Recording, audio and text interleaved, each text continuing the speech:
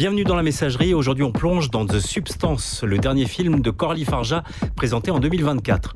Au programme Demi Moore, en ex-star de la télé-fitness, jetée comme un yaourt périmé par une industrie qui ne pardonne ni l'âge ni les imperfections, jusqu'au jour où elle découvre une mystérieuse substance capable de générer une version plus jeune, idéale d'elle-même, incarnée par Margaret Qualley.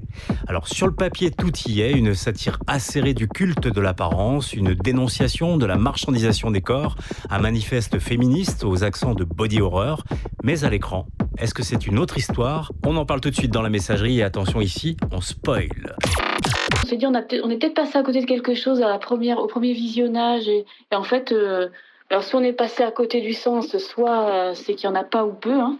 Mais c'est tellement superficiel qu'on a l'impression de de se faire un peu prendre pour des débiles. Oui, avec des questionnements traités 50 ans trop tard, de choses que que plein de monde ont déjà compris depuis un moment, notamment sur la question du féminisme. Ouais, c'est daté, voilà. C'est pas le féminisme 2025, quoi. Pas du tout. Pour le coup, c'est un film vraiment qui n'explique rien, qui se veut féministe.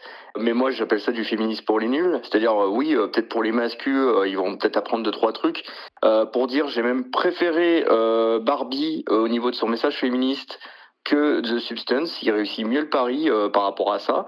Et ça me fait mal de dire du bien de Barbie.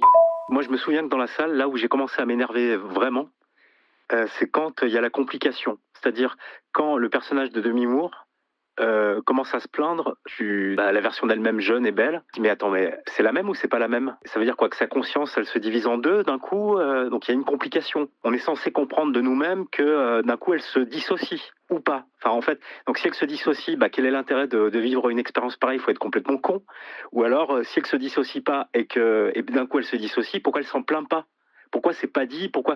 De ce que j'en ai compris, elle voyait entre ces deux personnes qui ne forment qu'un, elle voyait une sorte de lutte. Alors, moi, je trouvais qu'il n'y avait pas de lutte interne. Et en fait, j'ai l'impression qu'elle a voulu, elle, symboliser ça avec deux personnes qui s'affrontent. Mais normalement, elle parle pas de métaphore, mais je pense que pour elle, c'est compris comme ça, alors que concrètement, on le comprend pas. Par exemple, le corps vieux pourrait malgré tout aduler le corps jeune. Et en fait, quand elle est âgée, elle déteste l'autre, alors que si on suit cette logique, le corps âgé devrait aduler l'autre et faire tout pour retourner dans ce corps-là. Donc ça, elle le fait en prolongeant, mais elle le déteste à la fois. Inversement, le corps jeune, on veut au corps âgé de se laisser aller. Donc ça, je trouve ça, voir au corps jeune, je comprends pas. Mais explique pas, elle dit ça comme si c'était un acquis, alors que je trouve que c'est pas un acquis.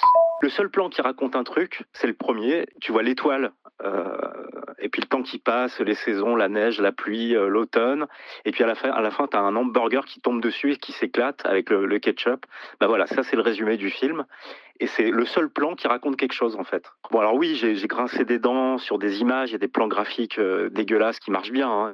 L'iconographie, les références à Shining, moi j'ai trouvé que justement ça n'allait nulle part. Savoir que ce film a eu le prix du meilleur scénario au Festival de Cannes, alors que je crois que c'est le truc le plus mauvais qu'il y a dans le film. Ou alors en fait, je sais pas, c'est parce que c'était français. Ça a été tourné en France, c'est la réalisatrice, elle est française, qui a bénéficié du coup de réduction, c'était beaucoup moins cher les studios. Je pense que ça a dû avoir les aides de la région, parce que ça a dû être tourné dans un bled où on tourne pas souvent des films. Je sais pas si c'est ça qui a motivé le Festival de Cannes. Mais c'était aussi irritant sur la forme.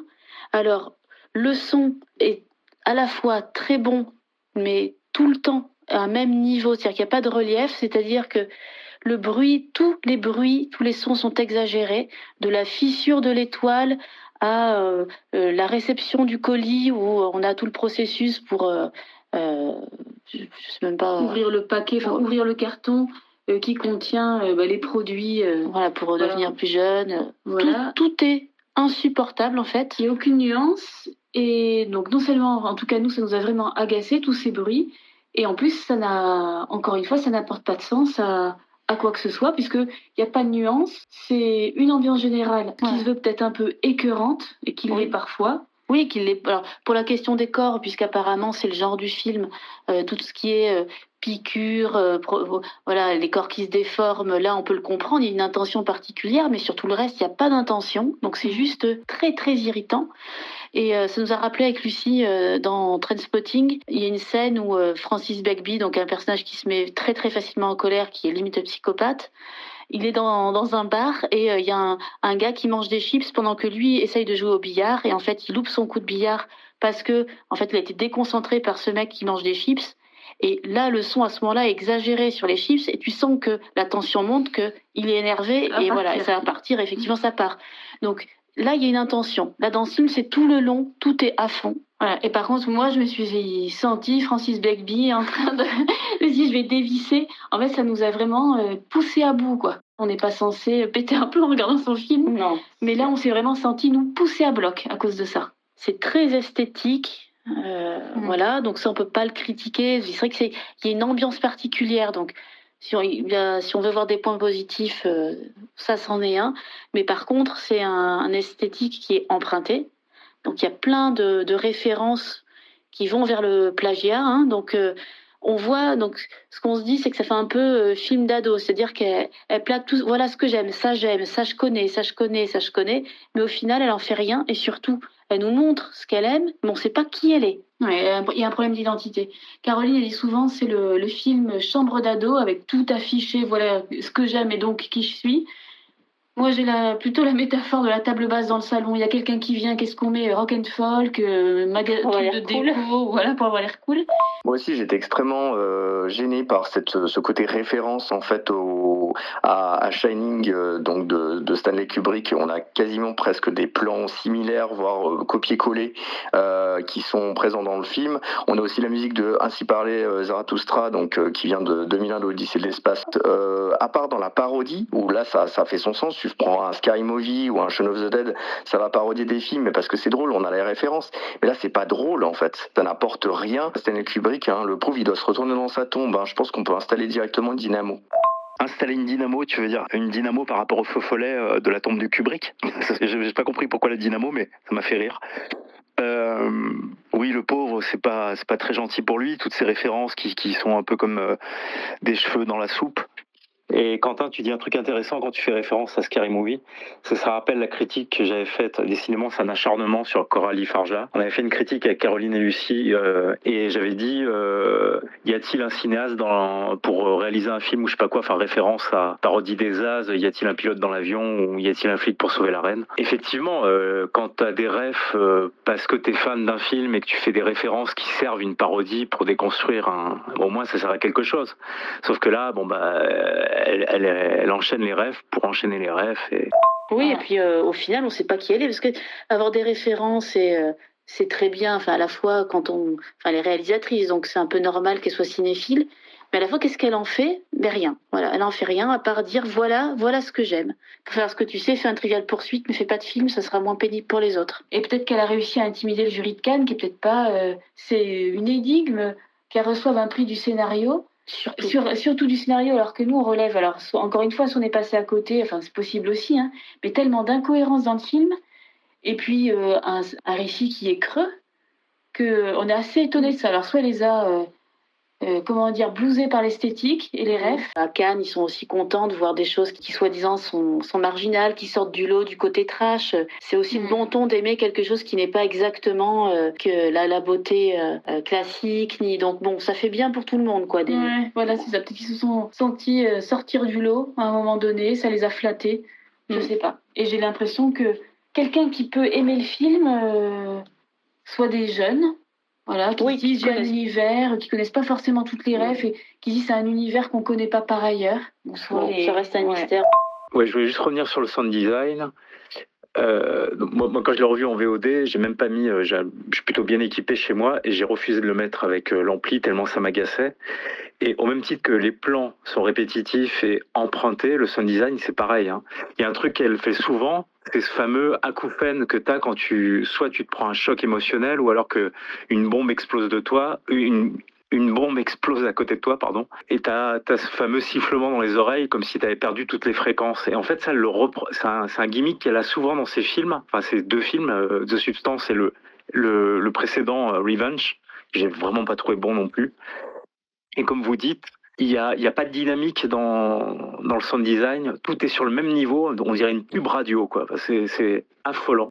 En tout cas, l'un des plus gros problèmes, c'est cette histoire de vous n'êtes qu'un. Donc, elle est censée, une semaine sur deux, être jeune, être vieille. Mais dans sa même version. Voilà.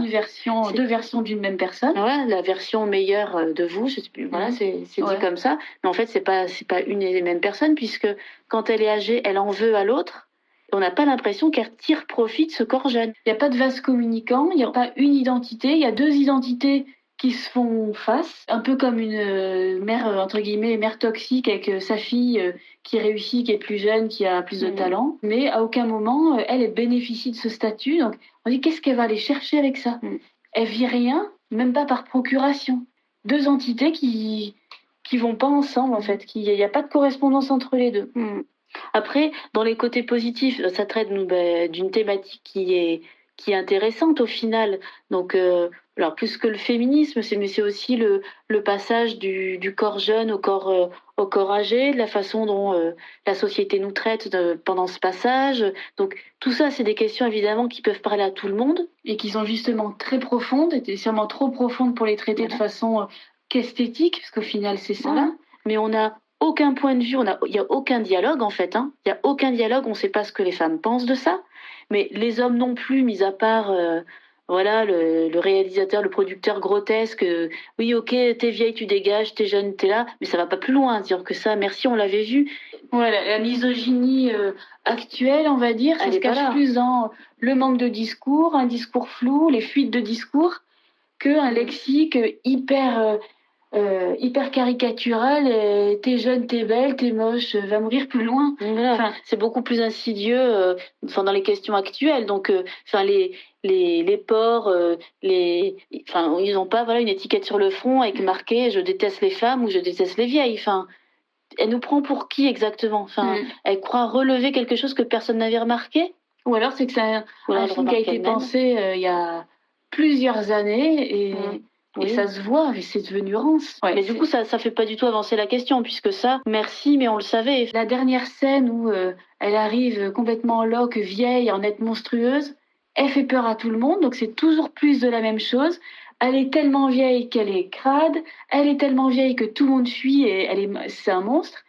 Qu'est-ce qu'elle dit sur la scène? Et là que on s'est dit, on a peut-être regretté de l'avoir critiqué un peu vite. Elle dit c'est moi, c'est toujours moi, c'est ça qu'elle dit. Oui, donc voilà, ça marque la continuité. Là, on prend conscience, pour ceux qui n'avaient pas pris conscience, que oui, les âgés, c'est les jeunes d'avant. Voilà. C'est ça. Et en fait, ça s'arrête là. Et elle est toujours en train de quémander l'intérêt, quémander une place dans la société, sans que ça arrive. On se dit, on part d'un point à un point B, on n'a pas évolué. Mis à part, on a compris au départ, évidemment, que Elizabeth Sparkle veut rester jeune pour rester avec son public, rester à la une, mais... et donc, il n'y a pas de complications dans le scénario, mis à part ce temps grappillé, parce qu'elles en veulent un peu plus, mais un peu plus, et on arrive à une monstruosité. C'est quoi? Au final, du même pour les femmes, c'est-à-dire que c'est ça la vision qu'on a des femmes, répondre au code de façon exagérée jusqu'au ridicule. C'est ça qu'elles pensent de nous. Ouais, c'est quand même pas très flatteur pour nous. Non. On s'était dit ça aussi la première fois au ciné. Va y avoir quelque chose en plus. Quand Sue, donc la version jeune, fait une émission de gym, elle est filmée, et elle sent qu'il y a quelque chose, une grosseur dans sa fesse droite. Donc les caméras s'arrêtent, l'équipe en régie dit oui, on a repéré quelque chose de bizarre sur les images, et là on sent que Sue panique, elle a peur d'avoir honte, on découvre quelque chose sur son corps de gênant. Voilà, et en fait, donc elle va dans sa loge, qu'est-ce qui se passe? Si je me souviens bien, elle sort comme un pilon de poulet grillé qu'elle a mangé, ou que la version âgée a mangé, de son nombril. Et donc c'est quoi? C'est que la bosse, c'était l'écart alimentaire qu'elle aurait fait et qui se voit et qui est inassumable. C'est 5 secondes dans la bouche, 5 ans sur le cul. Voilà, c'est ça. Une version horreur, mais c'est ça. Et donc, qu'est-ce qu'on en fait de ça après? Rien. Ça s'arrête là. Donc, c'est je pense le seul passage où on a une empathie avec le personnage. On a peur pour elle, on s'inquiète d'être découverte telle qu'elle est vraiment. Donc là, on se dit, il y a quand même un propos. Et puis ça retombe, c'est pas traité. Un peu comme le reste. Hein. C'est vrai que Loïc, t'as raison sur le fait que la première scène, elle résume le film. L'étoile, le temps qui passe, les gens... Mais en effet, ça aurait pu rester un court-métrage avec une métaphore et c'était très bien comme ça. Et pas besoin d'aller dans le concret, surtout qu'on n'apprend rien de plus. En fait, c'est le fil conducteur du film. Il y a vraiment un manque de nuances. Enfin, répondre au code, je pense que même en 2025, pour beaucoup d'entre nous, on est quand même partagé entre est-ce que je réponds au code, est-ce que je laisse tomber sur certains aspects parce que j'ai le droit de m'émanciper de ce qu'on me demande de faire. Mais en fait, là, il n'y a aucune lutte interne, jamais. C'est je réponds. Toujours plus. Il n'y a aucune lutte et il n'y a pas non plus d'adaptation, de changement de la société ou du regard des hommes et de la société et des femmes général, aussi, parce que dans le public, tout le monde hurle au scandale, au dégoût. Femmes comme hommes. Personne n'avance et c'est ça. Alors soit c'est un constat fataliste qu'elle veut faire, mais j'ai honnêtement moi du mal à lui attribuer une intention en disant elle a voulu nous montrer ça. C'est pas un film pour nous qui est pensé, élaboré autour des questions qui soi-disant traitent, parce que qu'est-ce qu'on peut dire d'autre? Donc ça nous met en colère aussi parce que en 2025, pour des films qui s'annoncent comme étant féministes, et ben on attend carrément autre chose que ça. Mais c'est l'esthétique qui sauve le film, mais c'est tout. Hein. Il n'y a jamais de question de révolte, jamais, absolument jamais. Il y a une incohérence quand Demi Moore rencontre un ancien copain d'école. En l'espace de juste, je sais pas, deux, trois scènes, elle le méprise, elle n'a pas envie de le voir, elle se sent déjà dégradée parce qu'elle est en retraite. Elle le voit, t'as l'impression qu'elle se dit c'est la totale, je suis en retraite, je suis bonne à rien, on m'éjecte de la société et en plus il y a ce copain d'école qui est moche et qui est pas, qui me recontacte et a envie de me voir. Enfin, j'ai vraiment donc aucun intérêt pour personne. Et quelques temps après, elle le recontacte. Même pas par dépit, on a l'impression qu'elle est contente, elle a une petite voix, elle est un peu contente en lui donnant rendez-vous. Alors que tu dis au moins, ça pourrait être j'en ai marre de cette vie, par dépit je fais ça, mais il n'y a pas de nuance dans ses émotions quand elle le contacte. Le voisin super lourd, super explicite, qui normalement n'existe plus en 2025, à part d'avoir 16 ans et d'avoir trop bu et encore. Moi je me pose vraiment la question de savoir quand est-ce qu'elle a pensé à ce film. Mais ça rappelle les clips des années 90. Ouais, les clips de rock. Dont elle doit être fan, certainement. Elle nous l'a pas dit, mais on l'a compris. Bon, en tout cas, on ne le reverra pas une troisième fois, ça c'est certain, parce que Lucie va dévisser face à Francis Begbie. Je te montre mon paysage culturel, mais à aucun moment je me l'approprie. Alors que c'est ça le cinéma, c'est-à-dire que je comprends que ce soit difficile maintenant de faire quelque chose de nouveau, de neuf, puisque l'originalité, elle est compliquée. On est toujours un peu influencé par les films qui nous ont émerveillés étant plus jeunes, mais il faut savoir se les approprier. Mais là, le problème, c'est que c'est pas de l'appropriation, c'est juste de la citation.